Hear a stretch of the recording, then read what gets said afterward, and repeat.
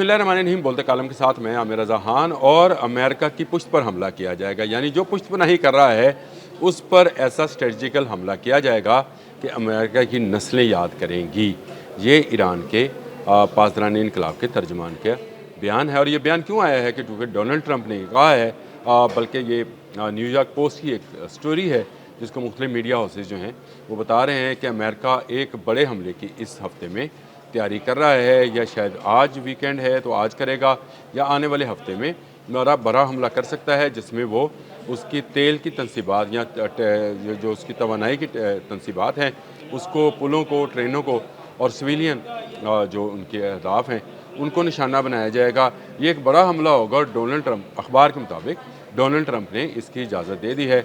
Donald Trump ने कहा है कि वो राब्ते में है ईरान के साथ, वो उनके साथ मुआहदा करना चाहते हैं, लेकिन शायद ईरान का इरादा मुआहदे का नहीं है, तो लिहाजा मैं जो हूँ इस पर जो है हमला कर सकता हूँ और बड़े हमले कर सकता हूँ।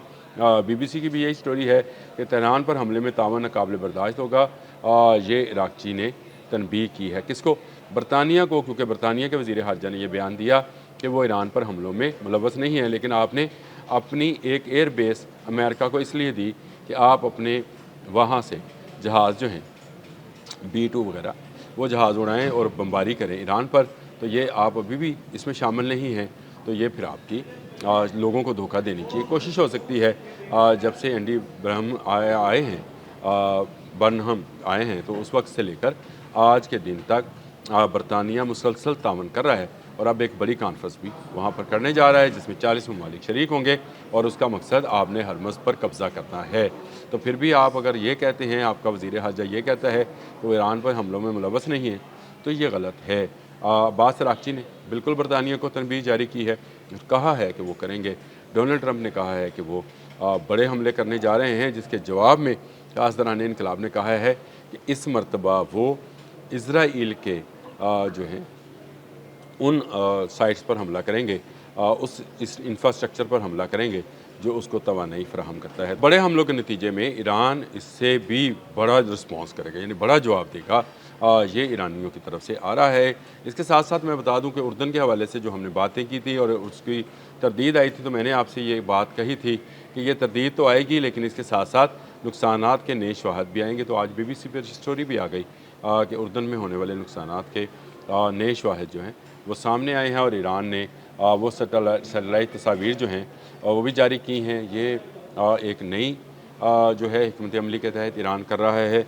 इसमें जो है मैं ये समझता हूँ कि बहुत जल्द जो है ईरान वो तस्वीर भी जारी करेगा जो इज़राइल पर हमले का है, क्योंकि अगर अमेरिका ने बड़ा हमला किया तो उसका जवाब जो है इज़राइल में दिया जाएगा। ये अच्छी स्ट्रेटजी है, बजाय इसके कि मिडल ईस्ट के ममालिक को निशाना बनाया जाए, उस पुश्त पनाह को जो कि इस पूरी जंग का वजह है उसको निशाना क्यों ना बनाया जाए, उसको सबक क्यों ना सिखाया जाए, नेतन्याहू को सबक क्यों ना सिखाया जाए, जिसके अमेरिका पहुँचते ही अमेरिका ने दूसरा हमला ईरान पर कर दिया, उसको सबक क्यों ना सिखाया जाए, जिसकी सारी के सारी ताकत जो है और सारे के सारा जहन जो है सिर्फ इस बात पर मरकूज़ है कि किस तरह से ग्रेटर इसराइल बनाना है।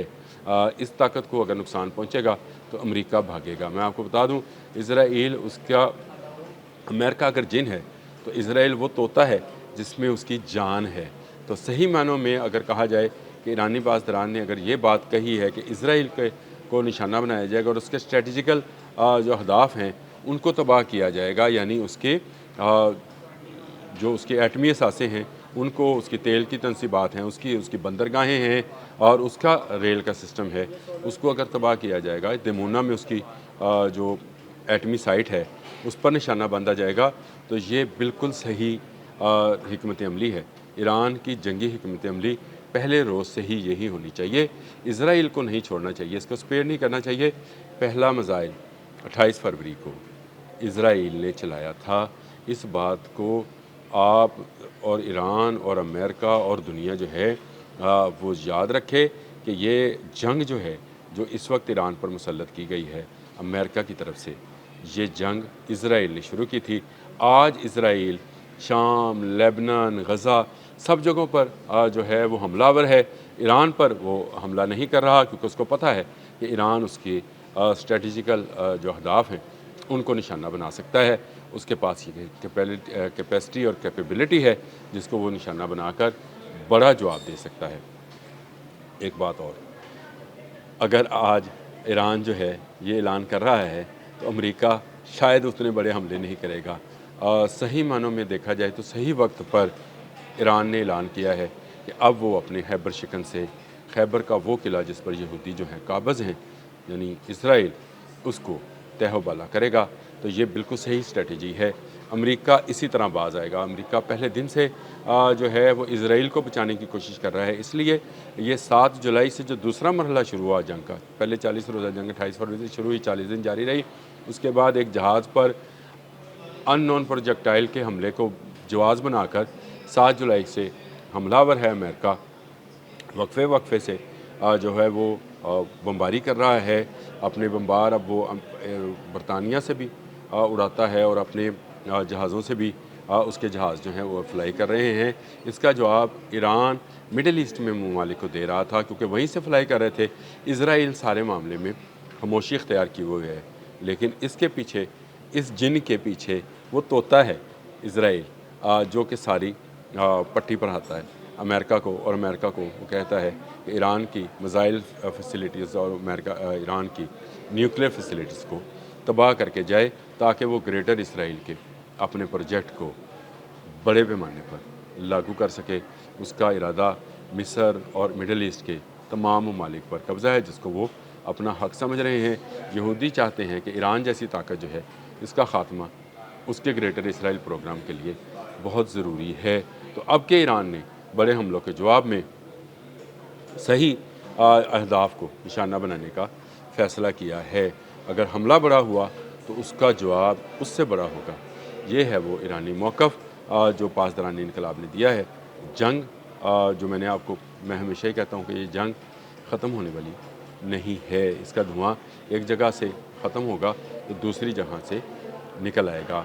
लेकिन अगर ईरान अपनी यही स्पिरिट और यही इत्मीनान जो है उसको कायम रखेगा तो फिर इसराइल को बचाने के लिए अमेरिका बड़े हमलों से टल जाएगा। ये छोटा मोटा जो मिसाइलबाजी और बमबाजी है ये जारी रहेगी, लेकिन वो काम जो है वो नहीं होगा जिसका डोनाल्ड ट्रंप इरादा कर रहे हैं कि ईरान की एटमी और तवानाई की तनसीबात को निशाना बनाया जाए, आग लगाई जाए।